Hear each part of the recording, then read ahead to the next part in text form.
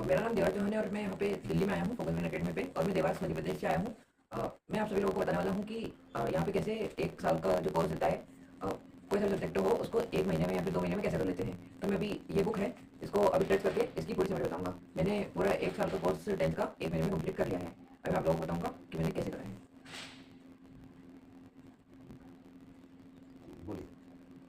अब इसके अंदर मैंने इसको टच करके देख लिया है, इसके अंदर क्या स्टोरीज है तो मैं आपको बताऊंगा। एक ही इसके अंदर एक स्टोरी है जिसका नाम है हरिहर काका। तो हरिहर काका नाम के एक आदमी है जो थोड़ी उम्र में ज़्यादा है, लेकिन उनके पास पूरी 60 बीघा जमीन थी और वो 4 भाई थे। और उन 4 भाई में जो वो 60 बीघा थी वो डिवाइड हो गई, जिससे कि उनके पास सिर्फ 15 बीघा जमीन बची। लेकिन 15 बीघा भी बहुत होती है, लेकिन उनके जो 3 भाई थे उनको दे दी थी उन्होंने वो जमीन 15 बीघा, क्योंकि हरिहर काका की कोई संतान नहीं थी। संतान इसलिए नहीं थी क्योंकि उनकी जो पहली शादी करी थी उन्होंने, तो उनकी जो है वो पत्नी जो है वो मर गई थी। और जब उन्होंने दूसरी शादी करी तो उनके साथ भी वही हुआ, वो भी शांत हो गई, उनकी भी मृत्यु हो गई। तो अब उनका कोई बेटा नहीं था या फिर बेटी भी नहीं थी। तो अब उन्होंने जो है अपनी सारी ज़मीन अपने भाइयों को दे दी कि तुम लोग इस पर खेती करो। तो अब उनके भाई उस पर खेती करते थे, लेकिन उनको रहने के लिए सिर्फ एक टूटी हुई झोंपड़ी रखी थी, जिसके अंदर गाय का चारा भी रखते थे और ये सब भी रखते थे। और उनके गाँव में एक फेमस जगह थी जिसका नाम था ठाकुरबाड़ी। ठाकुरबाड़ी इसलिए फेमस थी क्योंकि वहाँ पे लोगों की ये मान्यता था कि जो कुछ भी अच्छा होता था वहाँ पे सिर्फ ठाकुर जी की कृपा से, और जो कुछ भी बुरा होता था वो ठाकुर जी की कृपा से। तो वहाँ पे जो पुजारी रहते थे वो बहुत मतलब उनको मेहनत करना पसंद था, और खाली बातें बनाना आता था, तो मेहनत बिना मेहनत का खाते थे। तो एक दिन जब हरिहर काका के भाइयों के घर पे मेहमान आए तो अच्छे अच्छे पकवान बनाए गए, अच्छे अच्छे स्वादिष्ट सब्जियाँ बनाई गई। तो हरिहर काका को पूछा सब नहीं, तो हरिहर काका ने आगे से रहकर बोला उनको कि मेरा खाना। तो उसके बाद उन भाई की बहुओं ने उनको खाना दिया, लेकिन उनको खाने में सिर्फ दो दो सूखी रोटियाँ, एक प्याज और थोड़ा नमक दे दिया और बोला कि ये खा लो। तो हरिहर काका ने प्लेट हटाकर देखा कि इसके अंदर तो ये सब है। तो उन्होंने घर के बीच जाकर जो है वो प्लेट को फेंक दिया। और फेंकने के बाद उनको बोल दिया कि तुम सब लोग मेरे पैसों का खाते हो, मेरी 15 बीघा जमीन तुम लोगों के पास में है, फिर भी तुम मेरे को ऐसा खाना देते हो। अभी मैं एक नौकर रख लूँ और सारा का सारा धन से कटवाऊँ और अपनी सारी जमीन बेच कर अकेले रहूँ, तो तुम लोगों से अच्छे से रहूँगा और रोज़ के रोज़ मेहमान वाली ज़िंदगी जीऊँगा।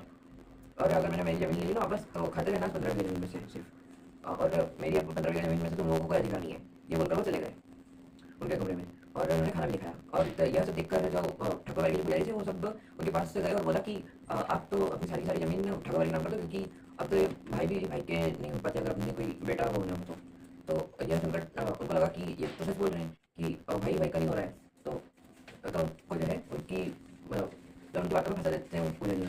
और जब वो पुजारी उनको अपने साथ से लेकर चले जाते मंदिर पे, ठाकुरबाड़ी पे, और वहाँ पे जो है उनके पैर दबाते हैं, उनको अच्छे से खाना खिलाते हैं खुद के हाथों से। और खाना खाने के बाद पूछते भी हैं कि कैसा लगा खाना। तो उन्होंने ऐसे कैसा खाना नहीं खाया था, इतनी मेहमाननवाजी भी नहीं करी थी किसी, मतलब जो हरिहर काका थे उन्होंने आज तक ऐसे मेहमाननवाजी भी नहीं की थी और ऐसा खाना भी नहीं खाया था आज तक इतना अच्छा। तो उनको वो खाना बहुत अच्छा लगा था। तो जब उनके भैया गए ये सब सुन के कि हरिहर काका वहाँ पे चले गए, तो अब वो वहाँ पे गए रोते रोते क्योंकि आप चलो यहाँ चलो, क्योंकि उनको मालूम है कि जो पुजारी ने इनको बातों में फंसाकर सारी सारी जमीन अपने नाम बता लेंगे। तो उसके बाद हाँ, अब उन्होंने उनके सामने रो रो कर बोला कि आप हमारे साथ चलो, हमारे साथ चलो। फिर उसके बाद जो मंदिर में जो पुजारी थे वो सबने बोला कि 1 दिन रुकेंगे तो क्या हो जाएगा, और जो भक्त थे जो ठाकुर जी के सामने खड़े थे वो सभी बोलने लगे कि 1 दिन रुकेंगे तो क्या हो जाएगा। तो हरिहर काका के भैया को हार मानकर वापस से जाना पड़ा वहीं पे। लेकिन अगले दिन उन्होंने सुबह सुबह जल्दी आकर जो है फिर से हरिहर काका के पास आए, उनको ले गए और उनको जो है उनसे भी अच्छी मेहमाननवाजी दी उन्होंने। और जब वो 2-3 दिन होने के बाद जो ठाकुरबाड़ी के जो लोग थे वो जो है उनको किडनैप करके ले गए और जबरदस्ती अंगूठा लगवाकर उन्हें मार मार कर मंदिर के पीछे वाले कमरे में बंद कर दिया। और जो हरिहर काका के भाई थे उनको वैसे ही शक था पंडित पे, तो उन्होंने पंडित के पास गए और पुलिस को लेकर गए और वहाँ पे पूछताछ की। तो वहाँ पे हरिहर काका की आंखों में पट्टी बंधी हुई पड़ी है और उनको जो है बहुत कमजोरी आ गई थी और उनको जो है मार के हो भी थे। तो उनको जो है पुजारी उनको जो है अरेस्ट कर लिया और जो जारी दस्तावेज भी थे उन्होंने वो भी जो है उनको फाड़ दिया, और जो जबरदस्ती साइन करवाई थी उनकी वो भी उन्होंने फाड़ दी पेज। और जब हरिहर काका घर पे आए तो उनको उनके भैया ने बोला कि आप आपकी ज़मीन जो है हमारे नाम कर दो, क्योंकि अगर ये ज़मीन आपके नाम पे रही तो आप जो है मतलब आपके जान को बहुत खतरा है अगर आपके यहाँ पे ज़मीन रही तो ये सब सुन के जो है हरिहर काका समझते थे कि मेरी ज़मीन लेने के लिए कर रहे हैं। तो हरिहर काका अनपढ़ थे, लेकिन वो नहीं समझ सकते थे कि अब इनके नाम पे कर दूंगा मैं तो ये तो मैं मेरा ख्याल ही रखेंगे। तो अब वो जो है किसी के भी नाम पे नहीं करते हैं और ऐसे ही रहते हैं।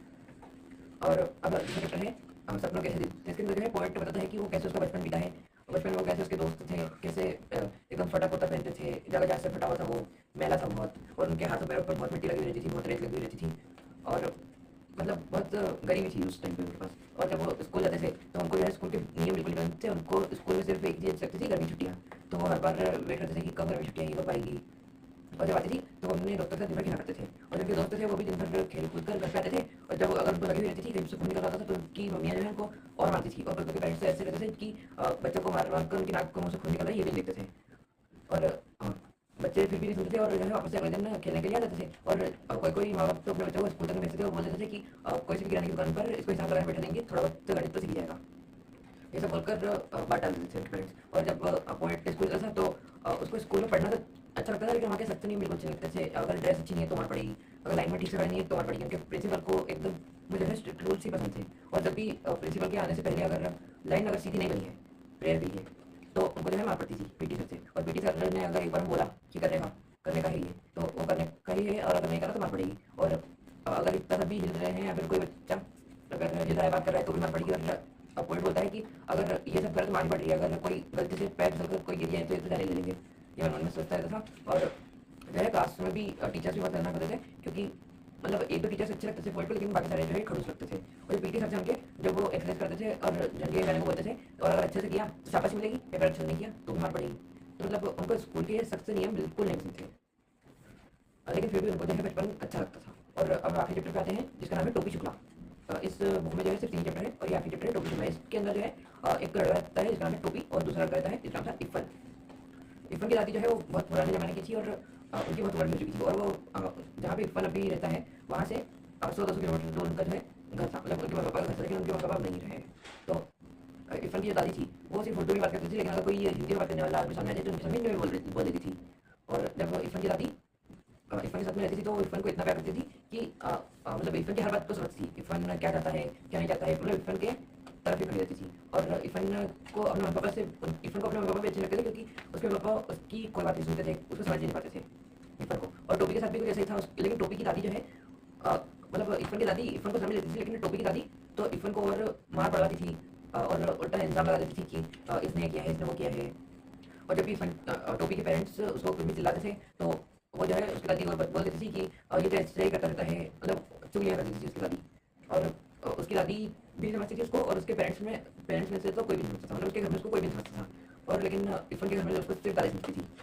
जो इफ़न की दादी थी वो अपने साथ साथ हर धर्म के बच्चों को प्यार करती थी। इफ़न की दादी जो थी वो मुसलमान थी, और जो टोपी की दादी थी वो हिंदू थी। टोपी की दादी को मुसलमानों से दिक्कत थी, क्योंकि मोमेडियंस से वो बातें करने से मना करती थी। और एक दिन इफ़न की दादी जो है टोपी को भी एकदम अच्छे से रखती थी, लेकिन एक दिन इफ़न ने इफ़न की दादी के मुंह से टोपी ने कुछ उर्दू शब्द सुन लिए, जैसे कि अम्मी अब्बा ऐसे शब्द सुन लिए। तो उसको जो है बहुत अच्छे लगे, मतलब टोपी को बहुत अच्छे लगे वर्ड्स, क्योंकि उसने आज तक ये वर्ड सुने नहीं थे, तो उसको ये वर्ड बहुत अच्छे लगे। और जिस दिन टोपी के घर पे अच्छी सब्जी बनी थी तो टोपी ने बोला कि अम्मी जरा ये सब्जी देना, तो उसने मान लिया कि अम्मी बोला, तो उसकी मम्मी को गुस्सा आ गया कि इसने उर्दू कैसे बोली, और इसको तो उर्दू आती नहीं है, और हमारे घर तो उर्दू बोलता भी नहीं है। तो वो उसको मारवाड़ी पूछती है पता किसने सिखाया, पता किसने सिखाया, और उसको जो है बहुत मारती है। फिर उसकी दादी बोल देती है कि जरूर सिर्फ फ्रेंड के घर पर गया था तो उसने सिखाया होगा उसको, तो उसकी मम्मी को गुस्सा आता है, उसको और मारती है। और ये सब देखकर उसके 2 छोटे भाई बहन थे, उनका नाम था गुड्डी और बाबू। तो उन दोनों को जो है टोपी ने एक बार कबाब खाते हुए देख लिया था। तो और मतलब टोपी ने कुछ डील करी थी उनके साथ कि अगर तुम लोग मतलब तुम लोग मेरे को ये चीज़ दे दो तो मैं तुम्हारा नाम ले लूँगा। तो ये सब बोल के उनकी बात खत्म हो गई थी, लेकिन जो टोपी के भाई बहन थे उन्होंने उसके ऊपर जो है उल्टा इल्ज़ाम लगा दिया था कि इसको खाते हुए देख लिया। तो उसकी मम्मी को लगा कि अब थोड़ी सी मुसलमान वाली हरकत करने लगे टोपी के साथ साथ रह के, तो उसको ये पूछ कर मारने लगी कि अब जाएगा टोपी इरफान के घर पे अब जाएगा। तो वो जो है अगले दिन हिल भी नहीं पा रहा था, इतना मार दिया था उसकी मम्मी ने उसको। फिर अगले दिन वो स्कूल में मिले टोपी और इरफान, तो इरफान से टोपी बोलता है कि काश हम लोगों की दादी एक्सचेंज हो जाती, और इस एक्सचेंज करने के लिए कोई फॉर्म लेता जिससे कि हम दादी एक्सचेंज करवाते। लेकिन इरफान बोलता है कि अगर होता भी तो मैं अपनी दादी चेंज नहीं करता। तो इतने में इरफान की तरफ से एक नंबर आता है, वो बोलता है कि इरफान की दादी का जो है देहांत हो गया है और वो मर चुकी है। तो इरफान जो है वो लड़ने लड़ जाता है, और टोपी भी छुट्टी के बाद घर पहुंचता है, और इरफान के घर जाता है और देखता है कि इरफान की दादी जो है वो नीचे लेटी हुई है, और उसको जो है थोड़ी देर बाद गाड़ने वाले हैं, उनको जो है थोड़ी देर बाद मतलब मिट्टी में दफन करने वाले हैं। और इरफान को जो है टोपी दिलासा देते हुए बोलता है कि काश तुम्हारी दादी की जगह मेरी दादी मिल जाती, क्योंकि जो है उसको अपनी दादी जो है बिल्कुल पसंद नहीं थी इसलिए। तो टोपी मतलब टोपी का जो दोस्त इरफान था तो उसके पापा का थोड़े दिन बाद जो है ट्रांसफर हो गया, और वो जो है उस जगह से बहुत दूर चले गए, जिसके कारण टोपी अकेला रह गया दोस्तों में, क्योंकि उसका सिर्फ एक दोस्त था इरफान। और जो उस जिले के कलेक्टर थे उसके भी तीन बेटे थे जो कि उनके घर के सामने रहते थे। तो एक तो मतलब उनके 3 बेटे थे, तो जो सबसे छोटा वाला बेटा था वो बहुत ज़्यादा छोटा था, और जो सबसे बड़ा वाला बेटा था वो बहुत ज़्यादा बड़ा था, और जो बीच वाला बेटा था वो उसकी उम्र का ही था, लेकिन वो जो है वो सिर्फ इंग्लिश में ही बात करता था। तो वो जो है उनसे भी उनकी दोस्ती नहीं हुई आज तक। और वो जो है 9वीं कक्षा में 2 बार फेल हो चुका था, क्योंकि पहली बार तो इसलिए फेल हुआ था क्योंकि पहली बार इसलिए फेल हो गया था क्योंकि जो टोपी है उसकी मम्मी बार-बार उसको सामान लाने के लिए भेज देती थी, क्योंकि उसके घर का जो है काम चला था कुछ, और घर के राशन का सामान ये सब लाने के लिए भेज देती थी। इतने में जो है उसके दोनों भाई बहन उसकी कॉपी के पन्ने फाड़ देते थे, उनके एरोप्लेन बनाकर खेलते थे। तो जो काम-काम के पेज थे वो सारे फाड़ दिए जाते थे, उन दोनों के मतलब वो फाड़ देते थे। और जब वो आता था वापस तो फटे हुए पेज देखकर उसको गुस्सा आता था, लेकिन वो उनको मार नहीं सकता था, क्योंकि उनकी मम्मी जो है उनको मारने पर टोपी को उल्टा चिल्लाती थी। और पहला पेनल्टी हो गया, लेकिन दूसरी बार जो वो इसलिए फेल हुआ क्योंकि उसके पापा जो है इलेक्शन में खड़े हुए थे, और इलेक्शन में खड़े हुए थे तो 6 महीने तक तो उनका प्रचार प्रसार करने के लिए ही वेस्ट हो गए, और 6 महीने के बाद जब रिजल्ट आया वोटिंग के तो वो जो है उसके पापा जो है हार गए थे। तब सदमा लग गया था उनके पेरेंट्स को, तो वो जो है मतलब उसके पेरेंट्स का सैड मूड देखकर और घर में एकदम वो सदमा सा छाया हुआ था मित्रों में, इसलिए वो देखकर उसको जाकर पढ़ने की इच्छा नहीं होती थी। अब क्योंकि अब उन सब काम दिक्कत तो पढ़ाई हो ही नहीं सकती थी, और जब वो पढ़ने बैठता था तो उसकी दादी उसको ताना मार देती थी कि ये देखो पढ़ने बैठ गया है, और माँ बाप का तो कोई ख्याल ही नहीं है। तो ये सब ना सुनना पड़े, इसलिए टोपी ने पूरे साल पढ़ाई नहीं करी। लेकिन इस साल टोपी पास हो गया था, लेकिन वो जो है थर्ड सेक्शन में पास हुआ था। और थर्ड सेक्शन में इसलिए हुआ था क्योंकि मतलब टोपी पढ़ता तो था, लेकिन इस बार इरफान की दादी के बाद उन्हें का सदमा टोपी का लगा था, क्योंकि वो जो है टोपी तो सिर्फ उसकी इरफान की दादी ही समझती थी, और इरफान भी अब उससे 2 जा चुका था तो उसका सदमा लगा था उससे। तो अब इस बार वो जो है थर्ड सेक्शन में पास हो चुका था कम मार्क्स से, लेकिन बाउंड्री पास हो गया था वो। और अब इरफान के पास भी उसे कोई समझने वाला नहीं बचा, और टोपी के पास भी उसे कोई समझने वाला नहीं बचा। तो टोपी की दादी उसे ताना मारती है कि पास तो हो गए लेकिन 2 बार फेल हो गए, और 2 बार फेल होने के बाद भी कोई थर्ड सेक्शन में पास होता है क्या? ये सब ताने मारने के बाद भी उसकी दादी मतलब वो टोपी जो है वो अकेला ही ले जाता था। हो गया? हाँ। कंप्लीट? गुड।